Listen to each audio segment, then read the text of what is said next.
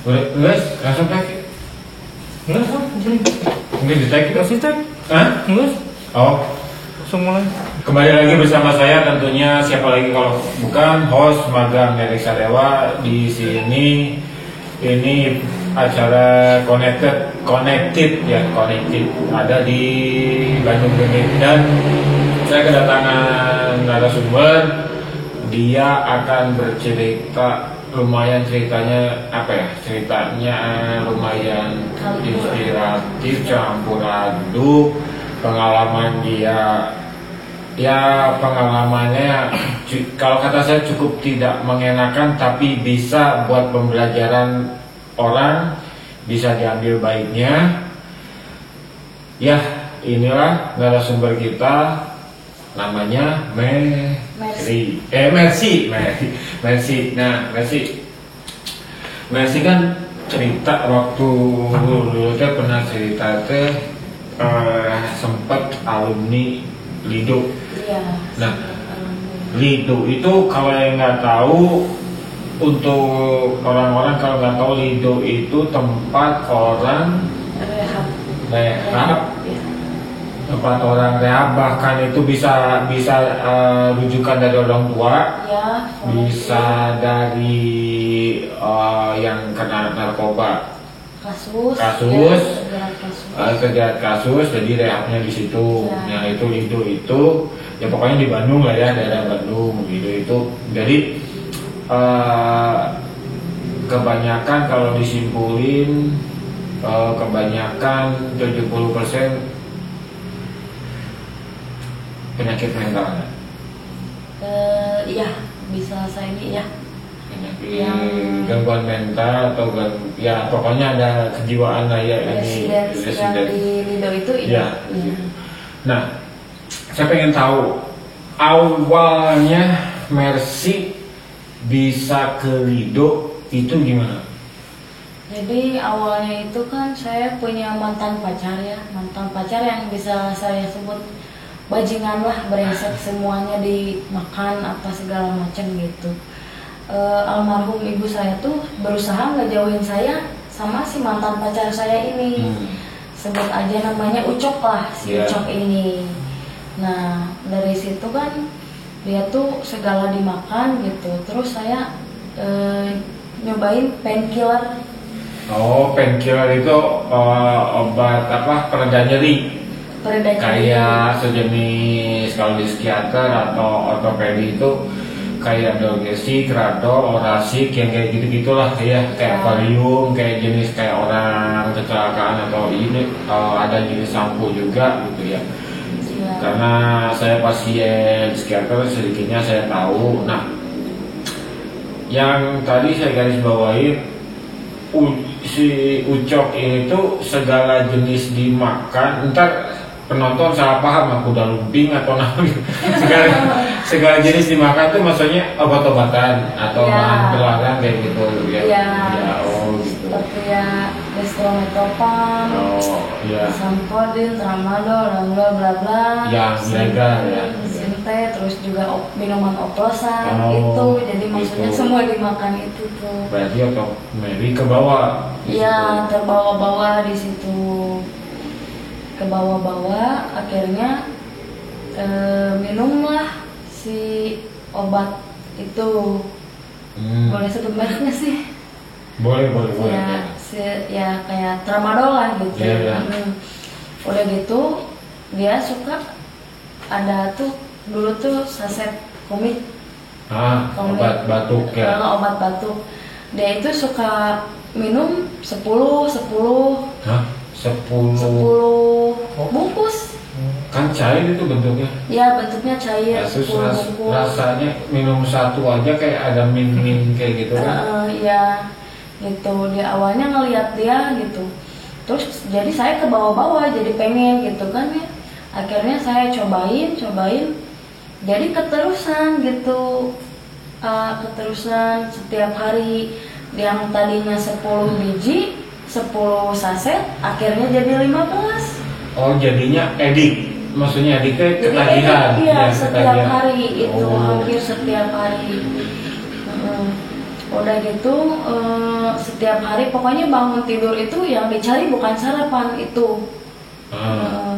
Ya di sini saya bukan mau nyeritain kenakalan saya dulu, saya bangga, bukan. Tapi ya di sini saya mau ngasih pembelajaran, bukan ngasih pembelajaran, ngasih kalau itu motivasi berbahaya lah ya. Iya, itu tuh berbahaya gitu. Dan buat yang masih ada di lingkungan itu stop gitu. Sebelum nanti kayak pengalaman kayak saya yang akan diceritain. Maaf dipotong karena kan sekarang ada psikiater, psikolog, kayak gitu kan laginya dari situ. Nah, yang jadi pertanyaan dan yang juga nggak apa-apa sih, antara kebawa sama mantan itu ada trigger lain nggak sih, Mercy, di situ? Ada trigger lain si triggernya itu kan almarhum ibu tuh sakit keras. Jadi dia tuh ngelarang banget saya deket pacaran sama si Ucok ini, si mantan saya yang brengsek ini. Ngelarang banget. Tapi kan dulu kan nggak terlihat brengsek, kan belakangan terlihat brengsek. Iya. Kalau pas cinta-cintanya mah nggak ditunjukin. Nggak ditunjukin. Iya, terus akhirnya yang setiap hari yang dicari itu komik, ada deket grosir. Minum 10, terus naik dosis lagi 15 gitu. Itu setiap hari Om, benar-benar yang namanya setiap hari itu tuh. Sekarang ada regulasinya nggak sih kalau beli obat batuk komik kayak gitu? Sekarang nggak ada. Masih dijual di warung bebas? Masih Bebas, masih.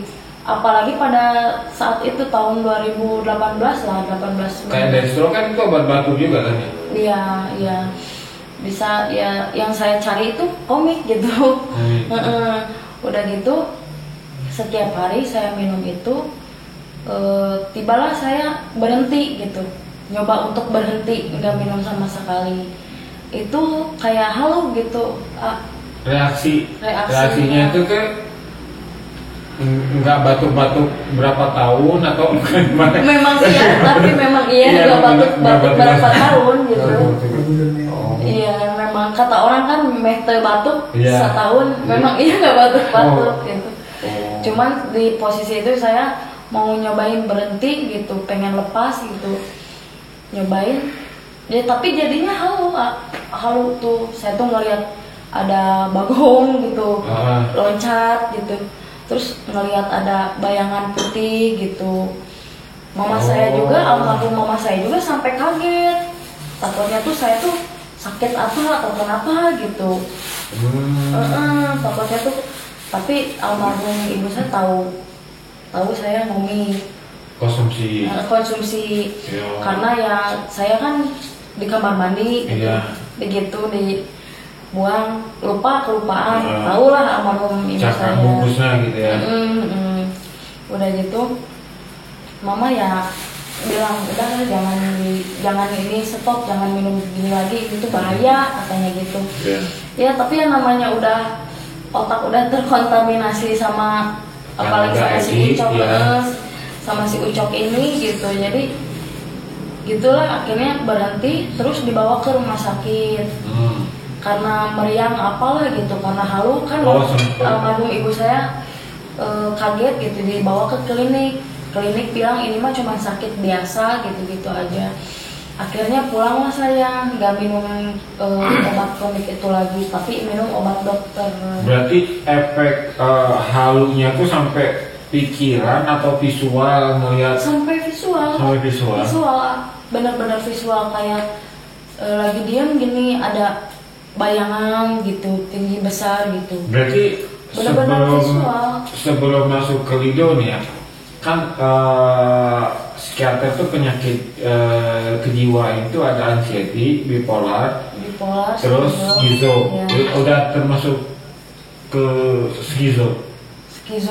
Belum sih. Belum kalau kata saya mah memang efek dari karena sayanya mengkonsumsi itu si instrumental itu, si komik itu sih karena itu gitu. Jadi terus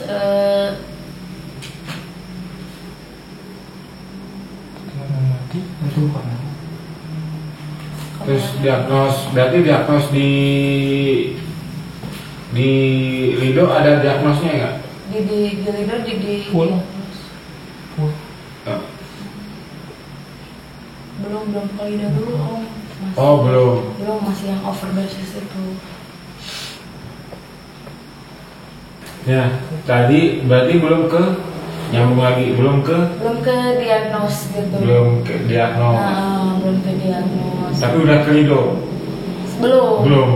Jadi ini saya mau ceritain saya kejang-kejang yang sempat mati suri gitu gara-gara si komik tersebut dan si painkiller inisial T itu gitu. Yang ilegal lah gitu. Jadi maksudnya mati suri itu berarti bisa dibilang koma. Koma, ada komanya. Mati suri udah di monitor tuh udah gitu om. Udah lurus. Jantung itu udah lurus, berdetak iya. Gitu. Udah nggak berdetak gitu. Itu tuh puncaknya tuh pas saya minum komik lah seperti biasa. Terus saya tembak sama painkiller inisial T itu. Si komiknya 12, painkiller yang inisial T-nya itu 3. Oh, makin naik dosis. Nah di saat itu kan itu saya masih ingat kejadiannya itu di pinggir Walungan lah ya sama si Ucok itu. Saya langsung setengah jam langsung kejang-kejang gitu. Akhirnya si Ucok ini bingung mungkin sama temennya lah bonceng 3 dibawa ke puskesmas Kircon. Dan bahkan di perjalanan juga saya masih kejang-kejang gitu, Pas di motor ya, makanya teman yang satunya lagi pegangin saya gitu, dibawa ke puskesmas Kircon dan nerima. Nah karena kan kalau berhubungan kayak gitu tidak bisa di cover BPJS gitu. Akhirnya almarhum ibu saya bela-belain lah pulang dari tempat kerjanya dari pabrik untuk ke puskesmas Kircon ngerujuk saya ke Pindad. Oh, berarti untuk puskesmas juga udah paham kalau ini kena zat aditif. Jadi katanya alatnya tidak memadai, ambulannya nggak ada, padahal ada ambulan tuh di situ tuh saya lihat tuh. Mungkin nggak berani ngambil risiko. Iya mungkin lah. Terus dirujuklah ke Pindad. Di Pindad masih seperti itu gitu kejang-kejang gitu setiap per 30 menit di Pindad itu didiemin gitu, ya mungkin bingung juga ya gitu, alatnya nggak memadai juga sama alasannya. Akhirnya naik grab car lagi menuju ke RSHS. Bahkan pas di jalan ke RSHS-nya kan saya jalan di mobil pun masih kejang. Tapi ngebusa nggak? Enggak. Kejang-kejang gitu, kejang-kejang. Kayak step gitu. Almarhum ibu saya masih saya ingat sampai nangis gitu kan. Oh, nganterin juga? Iya, nganterin dia sampai bela-belain izin untuk pulang kerja gitu, nganterin saya ke RSHS. Saya masih gitu lagi jalan gini mau ke ruang gitu. Kejang-kejang gitu. Akhirnya kan dilihatin tuh sama yang di RSHS itu gitu.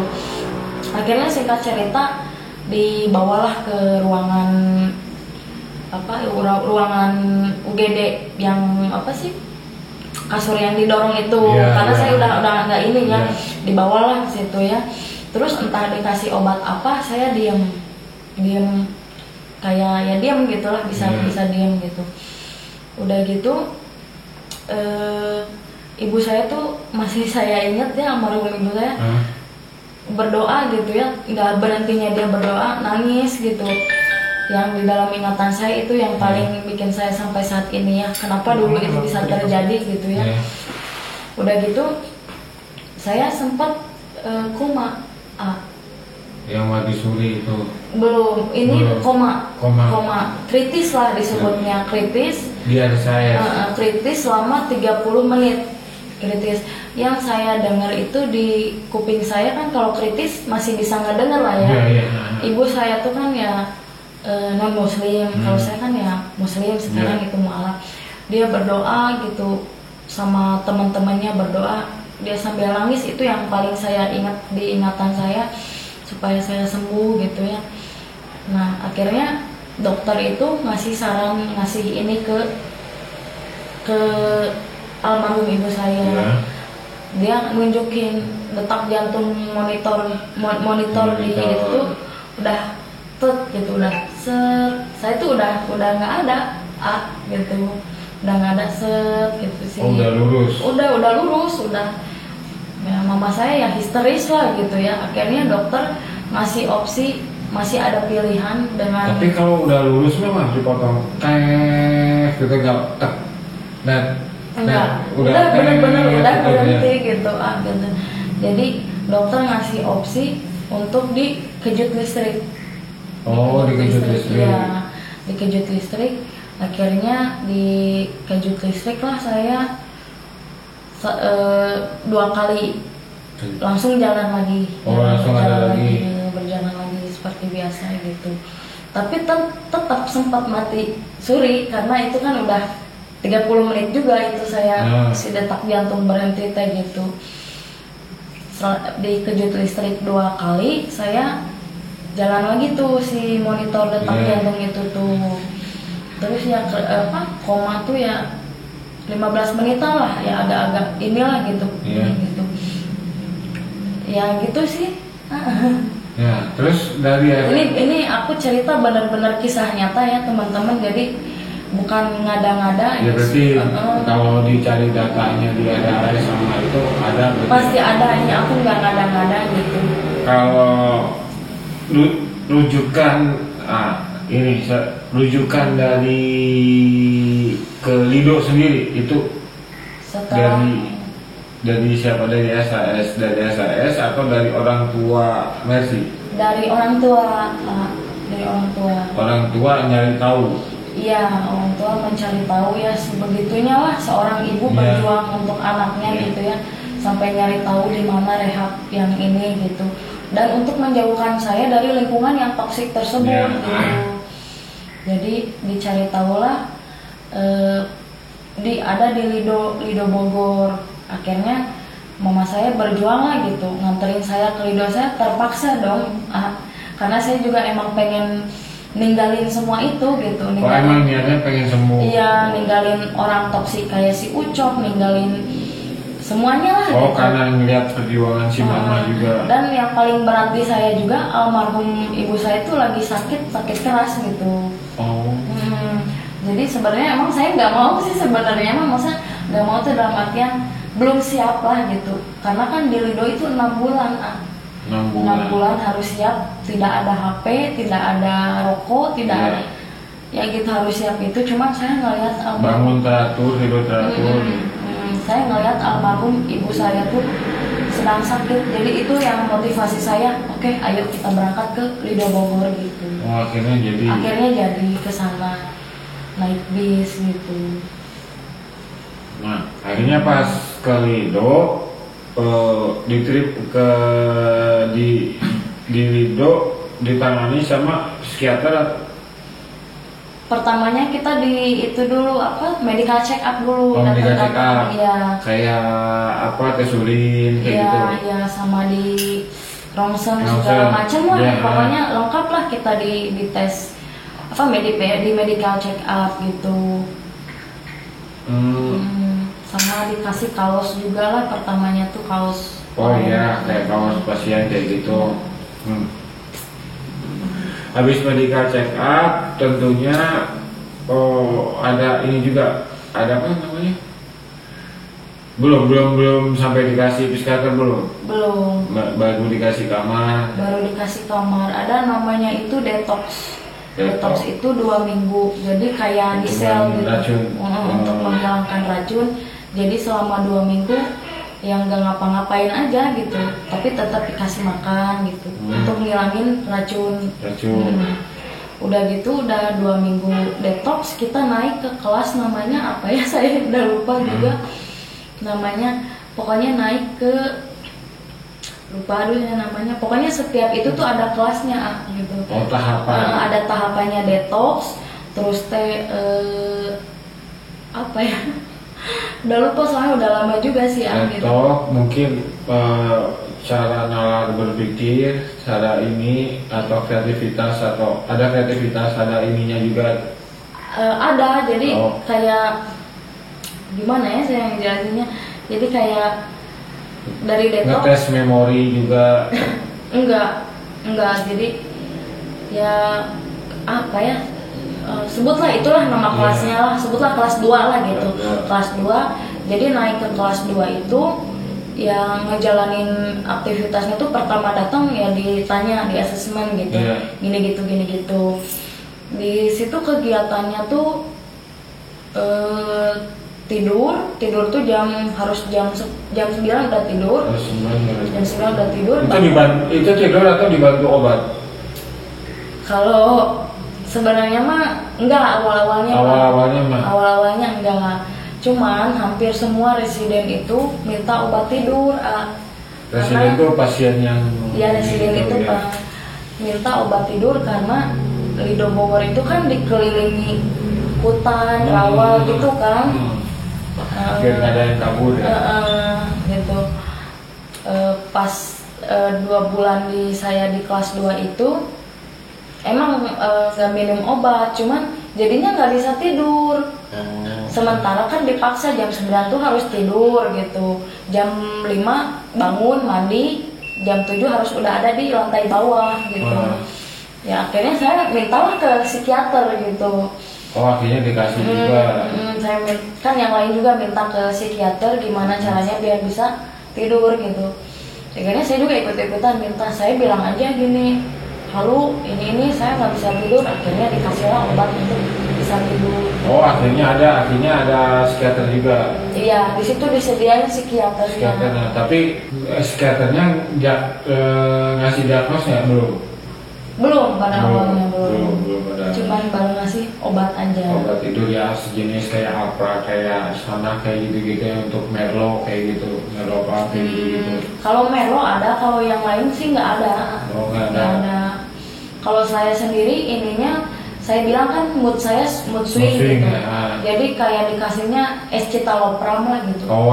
Escitalopram gitu. 1 hari 1 gitu. Gitu. Nah, tingkatan 2 yang paling ingat salah satu pertanyaan itu apa dari Mercy? Pertanyaan dari pihak Lido-nya. Jadi kalau di Lido itu mungkin kalau di sekolah itu guru ya, tapi kalau kita tuh manggilnya sis sama brother. Yang tingkat 2 tuh brother. Enggak, maksudnya teh kayak konselornya.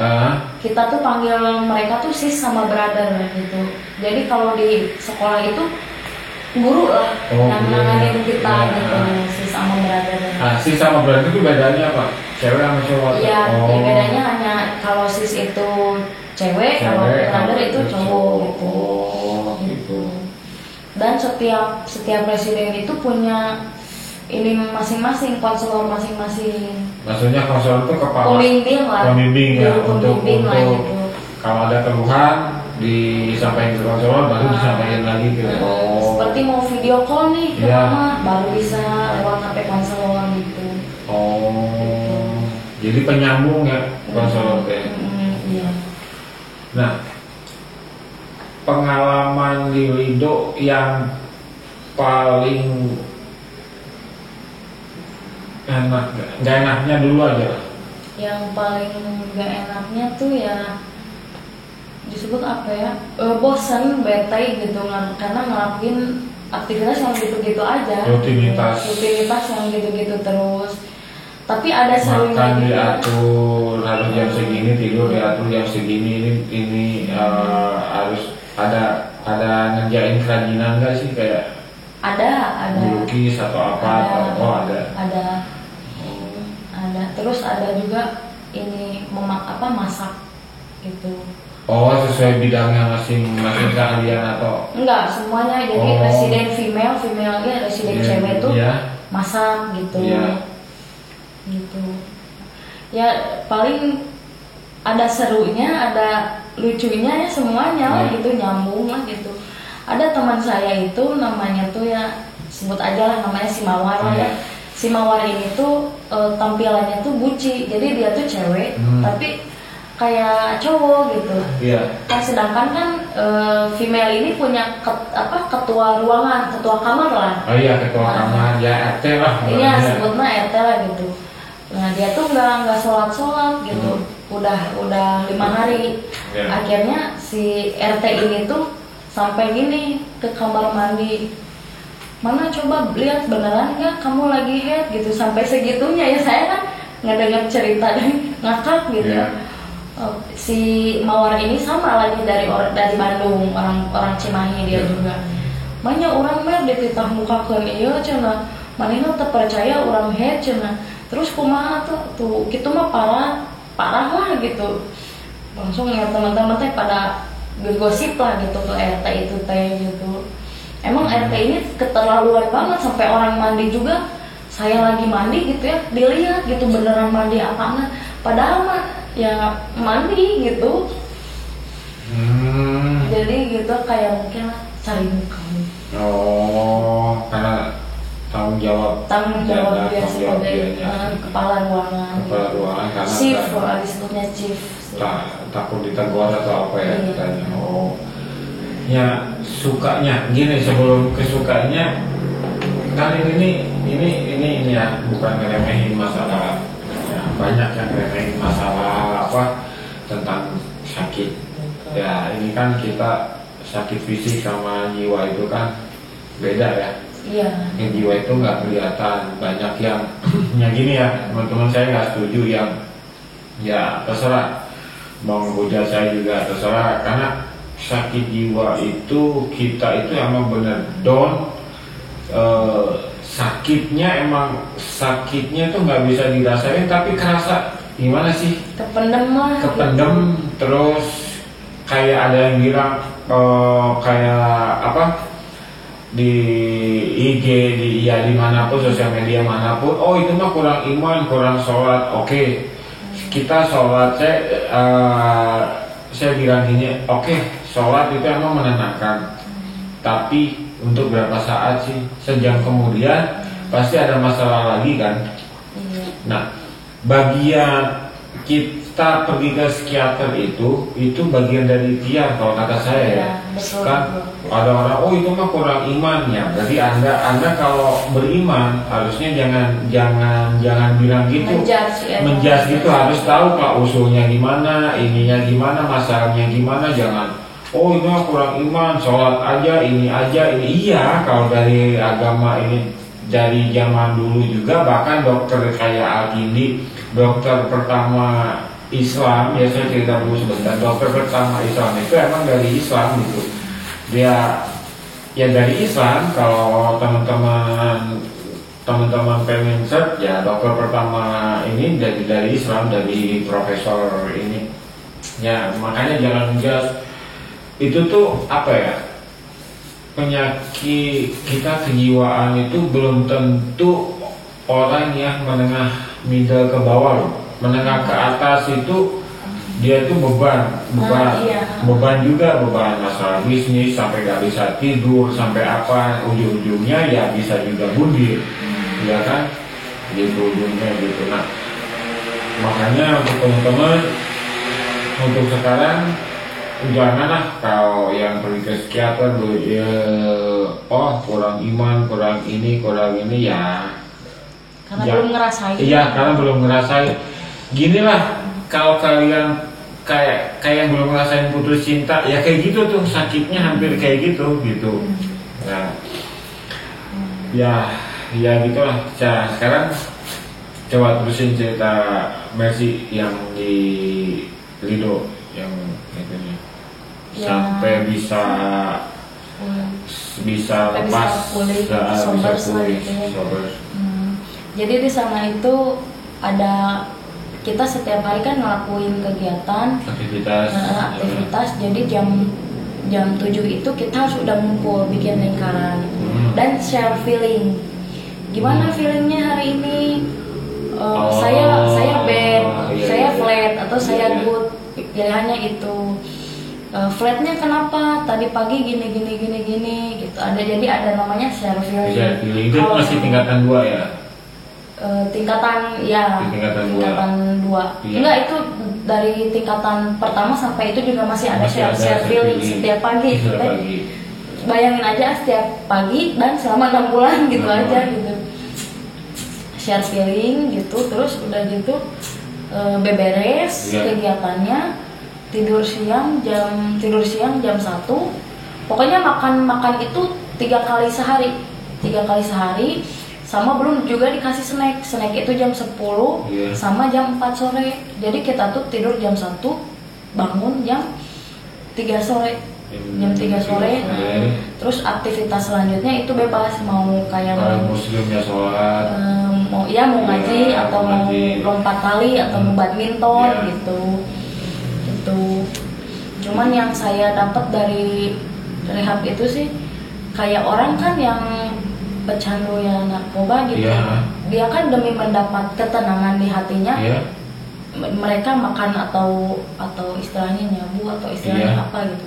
Tapi kalau di Lido itu kita tuh dengan bahagia tuh kayak malam minggu kan ada malam minggu, bisa kayak nyetel musik, kita joget. Jadi kita dikasih hiburan setiap malam minggu, tapi ada batasnya sampai jam 1 atau jam setengah 1. Jadi saya ngalamin kebahagiaan tuh benar-benar murni kebahagiaan yang bukan dari narkoba gitu, bukan dari obat atau apa, yang benar-benar bahagia tuh ya selama saya di Lido gitu. Atau emang satu frekuensi, taunya cerita, terus ditempatin yang sama, terus nggak ada saling ngejudge, saling mengerti gitu. Iya, saling mengerti juga gitu. Kalau saling ngejudge nggak ada, soalnya di situ ya karena sama gitu, saling ngejudge. Terus di situ juga ada peraturannya. Jadi setiap hari itu nggak boleh ngelakuin kesalahan. Contohnya misalkan bangun pagi nih, sikat gigi tuh harus kering. Jadi kering tuh sikatnya. Bahkan sabun batang itu harus kering. Itu sabun batang tuh biasanya kalau yang baru-baru naik ke kelas 1 gitu kan, dari detox kelas 1. Maksudnya kering tuh gimana? Harus kering, bayangin aja coba. Jadi beres mandi, si sabun, sikat gigitnya harus kering. Ngeringin kan dilap. Iya, mau gimana caranya pun dilap. Berarti kalau sikat gigi digitu-gitu. Iya, digitu-gitu, bener. Digitu-gitu, terus dilap gitu. Jadi nanti tuh diperiksa sama shiftnya. Diajarin secara disiplin juga. Ya, disiplin lah gitu. Jadi diajarin gitu sama shiftnya kan, nanti diperiksa nih, misalkan sikat gigi saya yang basah, ditulis gitu. Itu dimasukin dari miss kesalahan ya? Iya, miss kesalahan gitu. Misalkan saya dalam 1 hari ngelakuin 10 atau 15 kesalahan dalam 3 hari berturut-turut, kayak nyikat lantai. Itu jenis hukumannya. Hukumannya. Ya bayangin aja gitu, nyikat lantai gitu. Udah disikat lantai kamar mandi, lantai kayak ruang tamu, atau lantai kamar, atau lantai kamar. Beda-beda tergantung jenis hukumannya sih. Gitu. Berarti kalau hukumannya berat, lantainya lebih besar. Iya. Jadi itu tuh rumah female, resident female tuh kayak rumah 3 lantai, ya luas lah, sekitar, pokoknya luas lah. Iya, di Lido itu kan yang dikelilingin hutan sama pohon kayak gitu ya. Berarti dipisah ya, cewek sama cowok? Cewek sama cowok dipisah. Bahkan pernah ada yang coba kabur itu katanya. Iya, dia bisa naik pagar gitu. Dia nggak tahu di bawahnya itu rawa. Dia jatuh. Kan itu ada kalau saya tahu itu dari besi, ada besi yang najos gitu. Iya, najos gitu. Entah nggak tahu, dia juga nggak tahu gimana. Pada akhirnya dia jatuh, ininya kena, boleh sampai sekarang ya cacat lah. Luka-luka gitu. Iya, sampai sekarang cacat lah gitu. Jadi nggak benar-benar nggak bisa kabur. Terus ada juga yang mau kabur lewat gorong-gorong kayak solokan tuh, tapi solokan kering. Kabur lewat situ ketahuan, terus dia dikesel tikusin gitu. Banyak kan yang kabur itu female atau cewek atau cowok? Cowok. Cowok. Soalnya kalau female mah ya udah nurut aja gitu, kabur juga percuma, nanti ketahuan. Pernah juga ada yang kabur dia udah berhasil mau lolos ya, sama warga dibalikin lagi gitu. Oh, berarti ada kerja sama warga ya? Ya. Warga kalau misalkan dapat itu dapat hadiah bener? Enggak sih dapat hadiah, cuman ini nih ada residennya gitu. Oh. Percuma lah mau kabur sih gimana juga ya, paling kayak si orang tadi ininya kena, bahkan ada yang sampai buntung gitu. Makanya jangan coba-coba kabur aja gitu. Kayaknya ini mah yang kabur kayaknya yang kasusnya berat kayaknya, atau emang nggak kuat. Emang karena memang dia nggak kuat. Nggak kuat. Ada juga nih residen cowok nih minum Soklin. Hah? Minum Soklin serius sumpah. Bersih aku. Iya mungkin itu yang ada di pikirannya kali ya gitu. saya juga nggak tahu ya yang ada di pikirannya apa. Pokoknya mah ada gosip-gosip apa pasti kedengeran lah sama email gitu. Ini si Anu dia minum Soklin bahkan 3 kali coba. 3 kali? Ya 3 kali. Sampai dia dijauhin dari Soklin apa segala macem dijauhin. Soklin teh di situ teh ada tulisan jangan diminum nggak sih? Kayaknya ada deh. ada tapi karena dia saking frustasinya gitu. Oh iya. Dan yang ketiga itu untungnya ketahuan gitu. Mungkin sebenarnya enak nggak enaknya yang saya juga dulu pengen bikin jurnal tentang anxiety, bipolar, ya kayak itu Lido, kayak saya ngobrol sama orang-orang yang maksudnya ODGJ gitu ya, pikirannya apa gitu. Kayaknya yang kayak Lido ini mungkin dia pikirannya nggak didukung, apalagi kalau nggak didukung sama keluarga. Terus dia berpikir nggak diterima sama masyarakat, ternyata pas keluarnya gitu. Iya, kayak kebanyakan pas saya tanya, saya orang tua kayaknya acuh nggak acuh. Terus kadang-kadang ada yang masuk, terus dia nikah langsung bukannya dijenguk sama istrinya,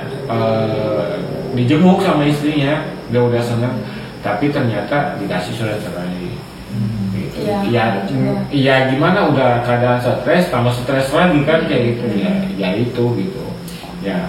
Sekarang coba terusin sampai bisa sampai sekarang gitu ya.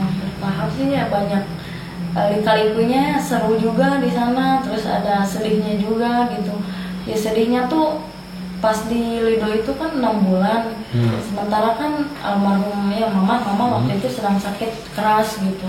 Nggak bisa lagi ke mama di nggak bisa soalnya lagi COVID. Makanya lagi COVID gitu nggak bisa. Dulu mah sebelum COVID mah ngerokok juga bisa, jadi beres makan tuh dikasih rokok 1 batang. Pas COVID mah kalau perokok bisa. Pas COVID mah sama sekali nggak bisa ngerokok gitu. Gitu. Itu sih yang paling bikin saya sedih gitu, sampai saya ke psikiater untuk minta obat mood saya ceritain mama saya sedang sakit gini-gini, dan saya tuh kayak udah ada feeling mama tuh kayak mau pergi, ya, dan ternyata ya 2002 gitu mama meninggal gitu. Berarti pas Mercy di Lido? Enggak, udah keluar. Oh, udah keluar 2020. Nah, sampai sekarang pertanyaan saya, psikiater yang di Lido itu ngediagnos Mercy nggak? Ngediagnos. Pada akhirnya ngediagnos. Oh. Ngediagnos. Cuman ya pas di Lido itu kan orang-orang tuh pada pengen obat gitu. Jadi suka ngada-ngada gitu. Aku halu. Iya, padahal iya, saya pernah pengen bikin jurnal dulu, tiap malam minggu pengen dipakai party katanya, atau pengen dipakai happy aja lah gitu, pengen gak bosen katanya gitu. Enggak, kalau yang malam minggu itu memang acara dari Lidonya sendiri. Jadi setiap malam minggu itu kayak masak gitu, atau nonton TV yang nonton TV, yang mau langsung tidur langsung tidur, musik speaker gitu, joget-joget gitu.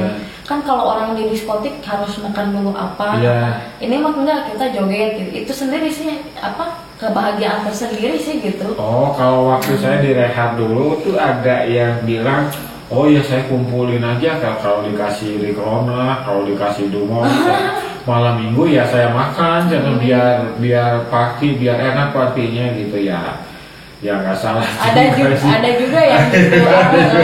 Ada juga yang gitu teman saya. Jadi kan suster suka ngasih obat tuh, dikasih obat, dibuka diminum. Teman saya mah dimasukin ke sini. Oh, di sela-sela ini ya. Oh iya sama. Dikumpulin, akhirnya dikumpulin buat malam minggu entah buat apa. Jadi dia tuh kelihatan bleek teh mukanya teh. Gitu. Oh, mungkin hiburan dianya itu mulainya sakingnya tiap hari ngejalanin rutinitas itu terus gitu. Gitu. Nah, kalau boleh tahu ini nggak dijawab juga nggak apa-apa. Akhirnya didiagnos apa? Didiagnos skizofrenia. Skizofrenia. Itu skizofrenia, maaf kalau saya salah koreksi ya. Skizofrenia itu kan ada dari visual, bisikan. Terus apa sih goresan apa sih kayak di Korea kayak yang di ini, terus katanya yang berbahaya itu bisikan katanya yang berbahaya itu dari dibanding visual katanya gitu. Nah ini nggak dijawab juga nggak apa-apa. Skizofrenia macam apa yang didiagnos ke Mercy? Jadi emang gimana ya mau disebut? Jadi memang Mercy yang salah sih, karena pengen dapat obat gitu. Udah aja kamu ngomongnya halu gini. Padahal mah enggak gitu. Akhirnya ngediagnos lah dari sananya, dari psikiaternya. Skizo. Tapi padahal Mercy nggak ada ngeliat apa nggak ada. Oh, skizonya visual. Cuman kalau Mercy itu kalau yang lagi marah banget sampai bisa banting-banting paling itu sih, itu skizo bukan sih? Itu mood swing sih. Mood swing ya. Kalau kata saya salah beneran ya, kayaknya ya mood swing sih, ngedadak marah-marah, gitu. Tapi sampai sekarang Mercy ada mood swingnya masih ada? Udah nggak ada sih. Udah. Bukan nggak ada. Kadang ada. Kadang enggak semasif kayak dulu. Iya. Oh. Sekarang mah ya jarang. Tergantung situasi berarti ya. Jadi kalau saya mah kalau lihat rumah berantakan, bawaan tuh pengen marah gitu. Terus yang kedua kalau lapar gitu. Terus udah semua juga mungkin kalau lapar gitu lah ya. Terus yang ketiga kalau lagi banyak pikiran gitu, langsung ke orang lain, padahal orang lain mah nggak salah. Misalkan adik saya marahin ke adik saya, padahal nggak salah apa-apa gitu. Tapi positif thinking nggak sih? Positif. Overthinking nggak sih? Overthinking. Malah positif thinking, overthinking nih. Overthinking. Malah kayak sering nih lagi ngalamun gini, tiba-tiba sedih, nangis gitu. Terus berarti masih ada kecemasan, masih ada. Kecemasan masih ada. Tapi untuk tremor tremor lah masih ada. Tremor ada. Ya itu eksimer itu memang gunanya untuk itu sih. Iya. Oh masih ada ya kalau emang kebobong kalau emang benar-benar ini pasti lagi kambuh ya. Kayak disebutnya mungkin anxiety disorder gitu ya. Jadi kayak saya tuh cemas, padahal yang dicemasin tuh nggak jelas. Nggak jelas. Kayak takut gempa bumi, takut ini ambruk, padahal kan nggak jelas banget ya. Takut ini tuh ambruk gitu. Udah gitu, sebatas itu doang sih kecemasan takut mati gitu. Oh iya. Semua orang kan takut mati, cuman ya ini terlalu berlebihan menurut saya. Gimana kalau nanti saya mati gitu? Iya, banyak sih kecemasan itu banyak banget sekarang. model kecemasan itu kadang-kadang yang naik motor cemas kalau motornya kebakar atau meledak, terus dekat-dekat apa cemas entah kalau ini banyak banget lah sekarang. Nggak tahu antara ini berhubungan dengan teknologi yang makin maju atau nggak tahu gara-gara terlalu banyak pinjol atau nggak tahu apa gitu. Nggak tahu gara-gara demo. Nggak tahu, nggak tahu apa. Nah, padahal Messi dulu nggak kenal sama sekali masalah obat-obatan, masalah itu meskipun alkohol itu nggak sama sekali nggak kenal. Jadi triggernya itu dari keluarga sama dikuatin sama mantan tadi. Ya si Ucok itu sih yang paling ininya mah, ya brengsek lah dia tuh gitu. Itu yang bikin hancur gitu. Nah, pertanyaan saya nih agak pribadi sih. Pas Mercy ke Lido, si Ucok ini tahu nggak? Tahu. Ngejenguk? Nggak, kan nggak boleh ngejenguk. Oh, nggak boleh COVID. ngejenguk. Dan dia juga nggak mungkin ngejenguk. Dia tuh ya manfaatin doang lah, ibaratkan ke saya itu gitu. Oh, berarti pas Mercy keluar juga dianya nggak nemuin? Nggak ada gitu. Oh.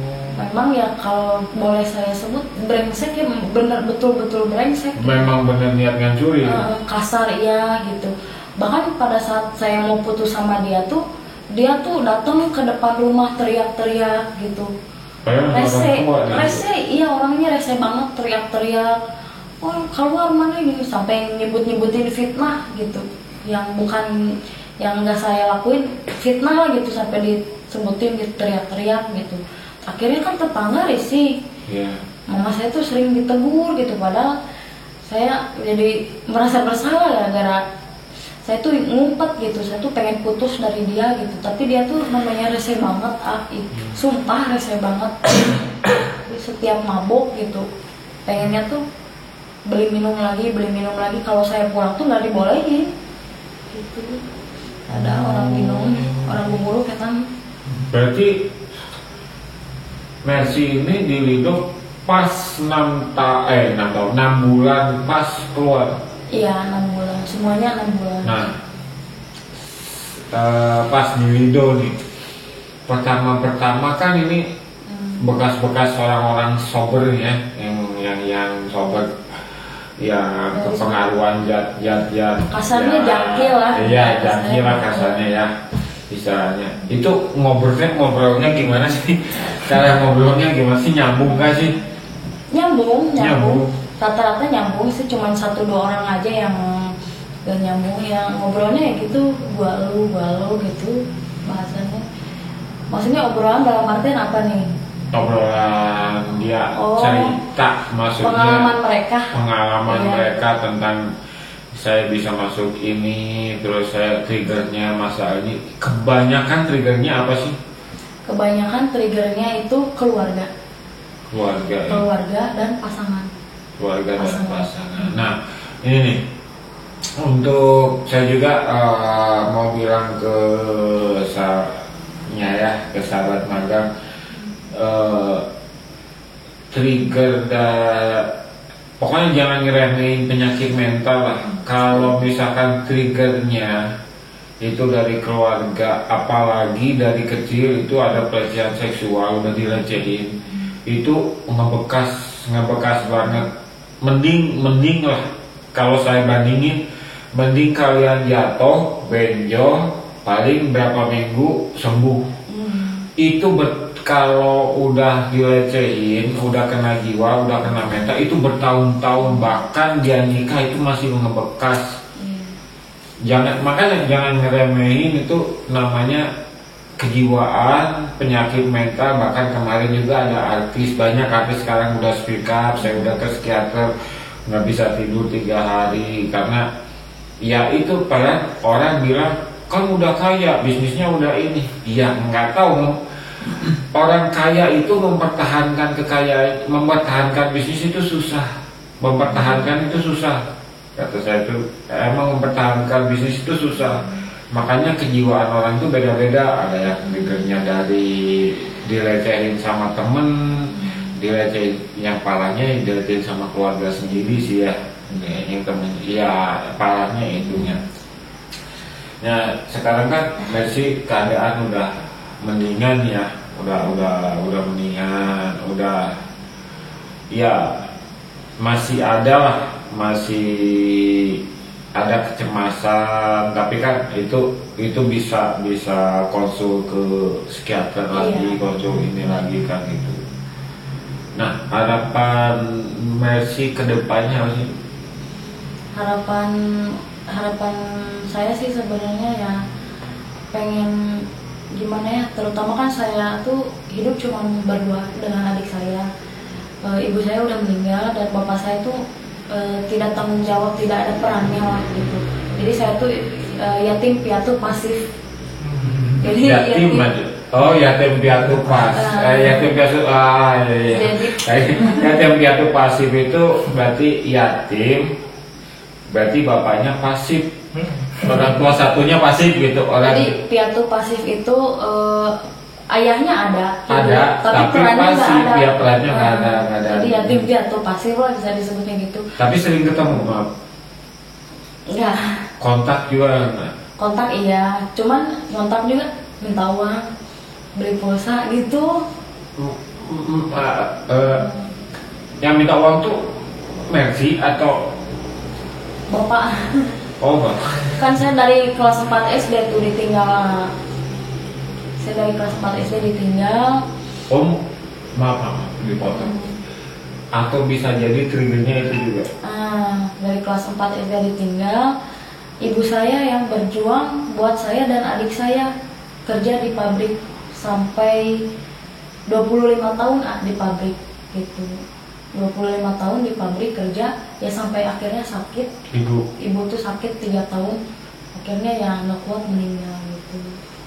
Jadi kalau mau diceritain ya ibu saya tuh orang Sumatera Utara, dia merantau ke Tangerang, di Tangerang terus ke Cikarang. Dia tuh kerja di pabrik Nike, Adidas gitu, kerja di pabrik sepatu itu. Terus berantaulah ke sini, ke Bandung, ketemu sama bapak tuh di Tangerang. Itu merantau ke sini, kerja juga di sini di pabrik juga selama 20 tahun. Berarti Mercy kelahiran Bandung. Kelahiran Bandung saya. Oh, SMA Bandung juga. Iya, dari SD di Bandung. Berarti untung ya, Mercy ini masih percaya sama laki-laki. Sekarang ini? Iya. Kebanyakan tuh kalau saya kan ya setidaknya neliti orang-orang yang kayak gitu, kebanyakan dia itu, maaf ya kalau kata-kata saya agak ya, kebanyakan kalau ditinggalin orang tua cowok apa gitu, terus cewek dia kebanyakan jadi bucin banget ya. Jadi bucin kan, jadi nggak percaya cowok, jadinya pengen pacarannya sama cewek lagi gitu. Jadi nggak percaya cowok, tapi untungnya Mercy percaya sama cowok gitu.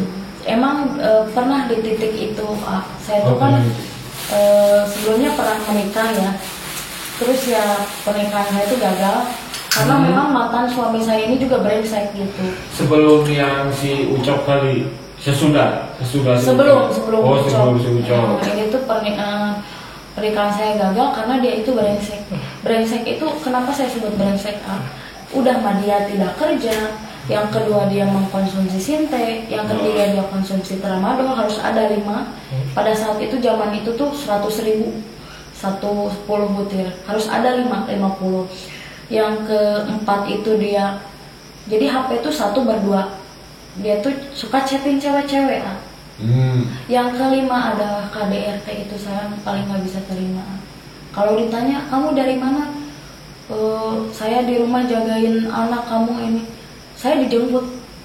Enggak, Mercy udah punya anak berarti? Iya, udah punya anak. Oh, KDRT-nya itu sampai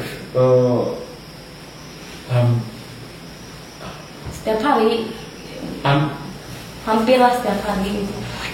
Tapi nggak dilaporin atau Yang paling almarhum mama tahu? Selama itu mama nggak tahu, tapi yang terakhir yang paling parah saya ditonjok sampai jatuh, sampai berdarah. Dan ditendang itu saya bilang ke mama, terus ke Polrestabes, visum segala rupa ya, visum segala rupa ya. Di situ yang paling parah sih. Akhirnya dia masuk harusnya mah masuk jadi aneh, saya juga anehnya. Jadi mantan suami saya ini tuh keluarganya tuh orang bisa lah gitu. Orang berada atau bukan bisa apa ya, magic lah gitu. Mama saya tuh udah pancet bahkan ya udah ke Polres, capek-capek visum segala macam. Dan anehnya pas ketemu sama si mantan suami saya ini, kata dia udahlah gak usah di ini kasusnya, padahal itu surat panggilan udah ada. Surat panggilan itu udah jangan diterusin katanya. Jadi close tutup kasus. Iya, makanya saya juga loh kok aneh, kan bukannya mama yang ngotot ini gini-gini sampai kita capek ke Polres segala macam ngurusin visum segala.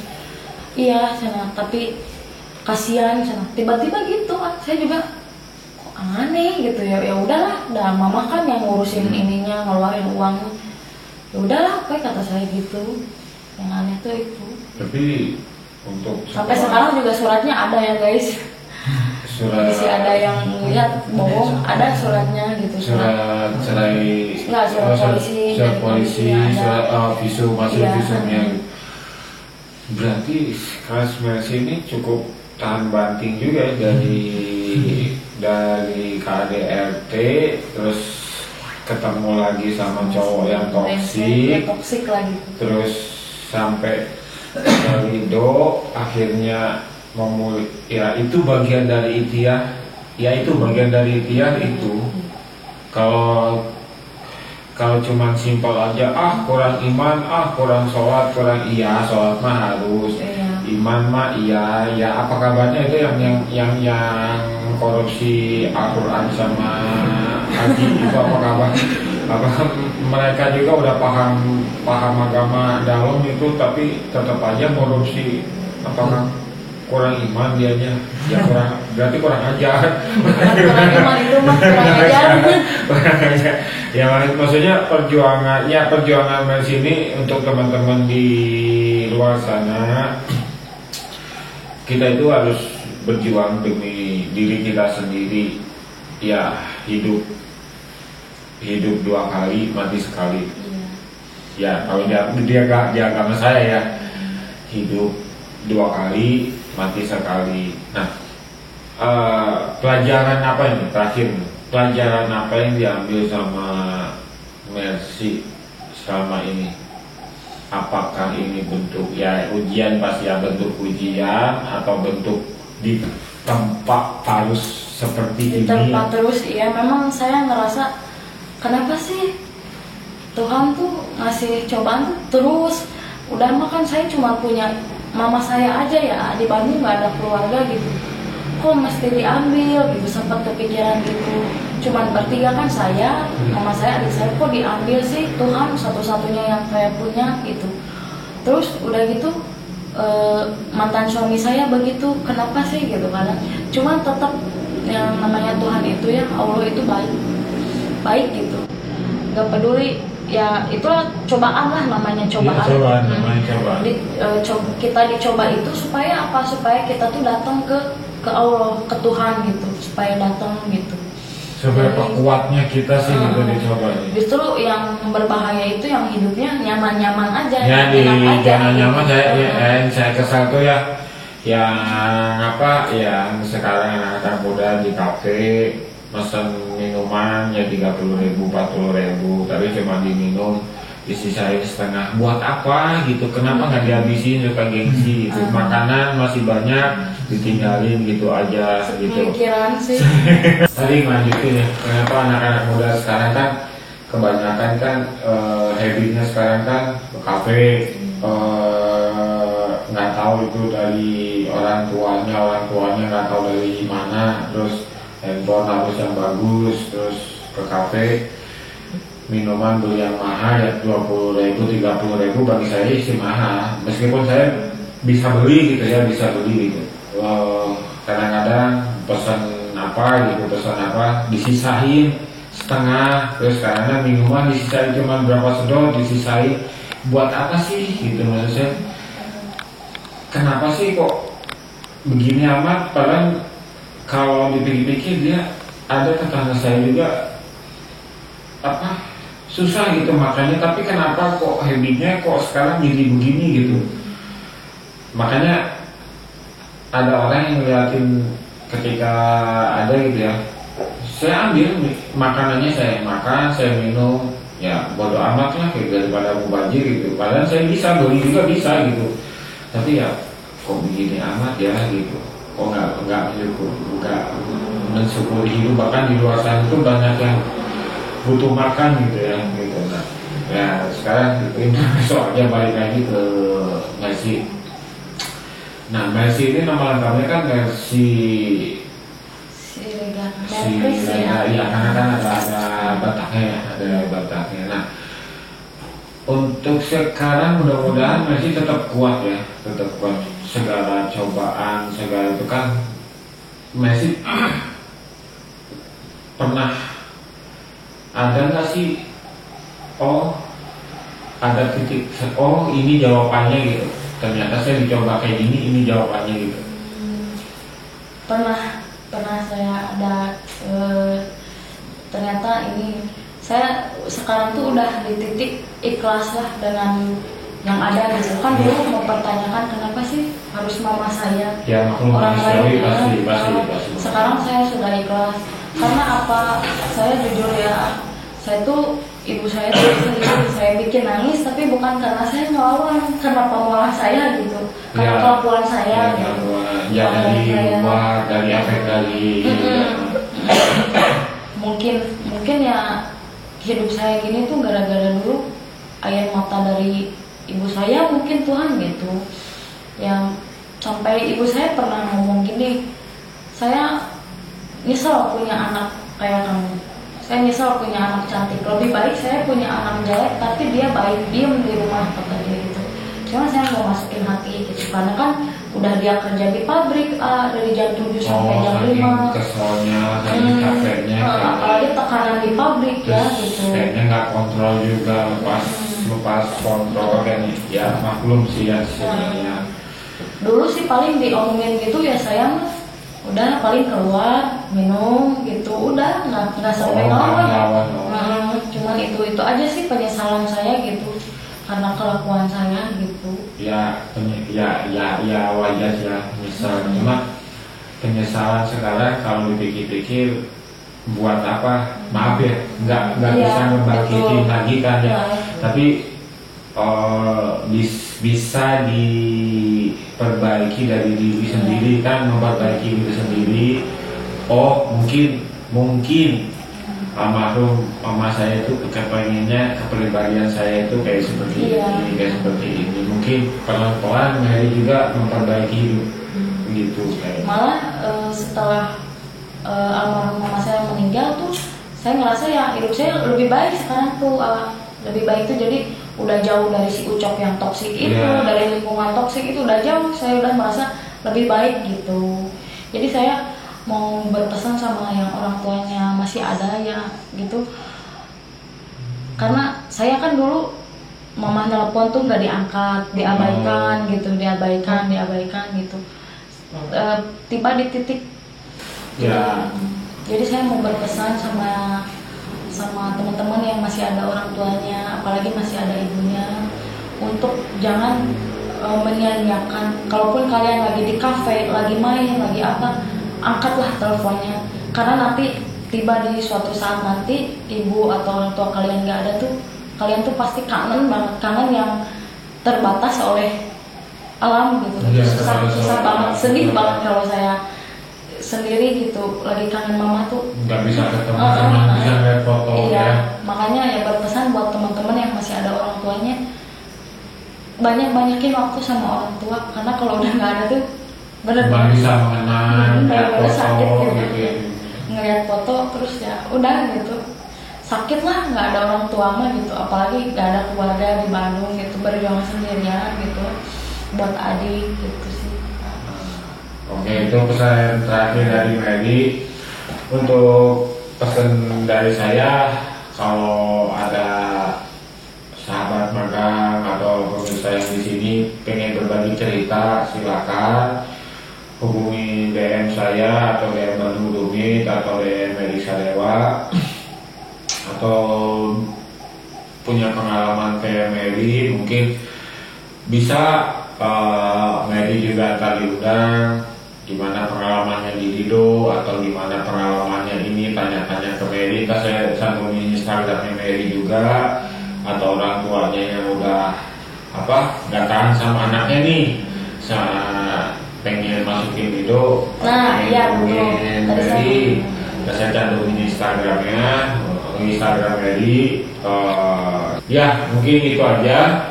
Terima kasih ya Mary atas pengalamannya. Mungkin ada next 2, karena next 2 itu kita belum membahas diagnos berikutnya berikutnya.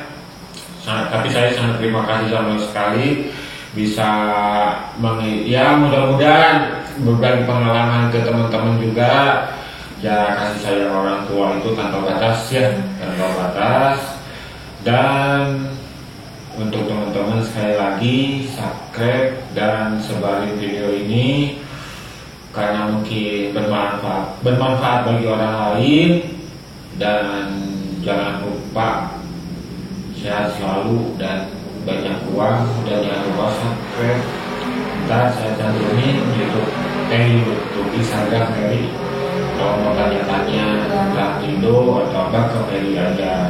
Dan buat orang tuanya yang bingung nih anaknya kecanduan ini, boleh hubungin Instagram. Masuk Lido itu nggak gratis, nggak ada ngeluarin biaya seperak pun. Oh, itu dari pemerintah ya? Iya, itu mulai dari pemerintah. Nah, itu ya, ntar bisa dijelasin sama Mary. Ya, sebenarnya cukup sekian, dan saya terima kasih juga Mary atas pengalamannya, berbagi pengalaman, karena baru kali ini Bandung Dumit memuat nggak gengser-gengseran karena ya connected, kenapa saya namain connected, ya ada koneksi, ada connected kan, antara Mary sama orang tua connected, sama Mary sama teman ada connected, sama kita ada connected. Ya itulah ya, sekian dari saya Sadewa Osmaga. Sampai jumpa lagi di video berikutnya ya. Assalamualaikum semuanya, dan jangan lupa subscribe dan share. Oke, terima kasih ya. Iya, sama-sama. Lapar nggak? Mau pesan makan nggak? Bisa.